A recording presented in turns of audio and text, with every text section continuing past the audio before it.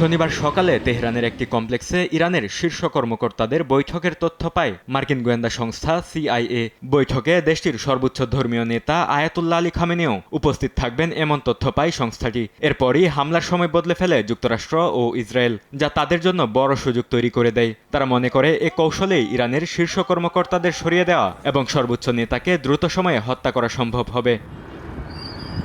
অভিযান শুরু হয় ইসরায়েল সময় ভোর 6টার দিকে। ঘাঁটি থেকে উড্ডয়ন শুরু করে একের পর এক যুদ্ধ বিমানগুলো ছিল দীর্ঘ পাল্লা ও অত্যন্ত নির্ভুল নিশানায় আঘাত হানতে সক্ষম এমন ক্ষেপণাস্ত্র। উড্ডয়নের 2 ঘণ্টা পর ক্ষেপণাস্ত্রগুলো তেহরানের কমপ্লেক্সে আঘাত হানে। এ সময় কমপ্লেক্সের একটি ভবনে উপস্থিত ছিলেন জাতীয় নিরাপত্তা সংশ্লিষ্ট শীর্ষ কর্মকর্তারা। পাশের আরেকটি ভবনে ছিলেন দেশটির সর্বোচ্চ ধর্মীয় নেতা আয়াতুল্লাহ আলী খামেনি। যুক্তরাষ্ট্র ইসরায়েলের যৌথ হামলায় দেশটির সর্বোচ্চ ধর্মীয় নেতা আয়াতুল্লাহ আলী খামেনি সহ বেশ কয়েকজন শীর্ষ কর্মকর্তা নিহত হন।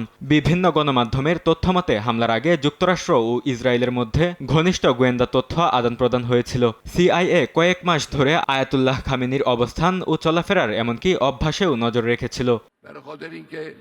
খামেনির অবস্থান সম্পর্কে ইসরায়েলকে খুবই নির্ভুল তথ্য দেয় সিআইএ। যুক্তরাষ্ট্রের দেয়া তথ্যের সঙ্গে নিজেদের গোয়েন্দা তথ্য মিলিয়ে কয়েক মাস ধরে পরিকল্পনা করে ইসরায়েল। এ হামলা দেখিয়ে দিচ্ছে যুক্তরাষ্ট্র ও ইসরায়েলের মধ্যে ঘনিষ্ঠ গোয়েন্দা তথ্যের সমন্বয় ছিল। বিশেষ করে গেল কয়েক বছরের সংঘাতের পর তারা ইরানের নেতৃত্ব সম্পর্কে গভীর ও বিস্তারিত তথ্য সংগ্রহ করে। বরকতুল্লাহ, সময় সংবাদ।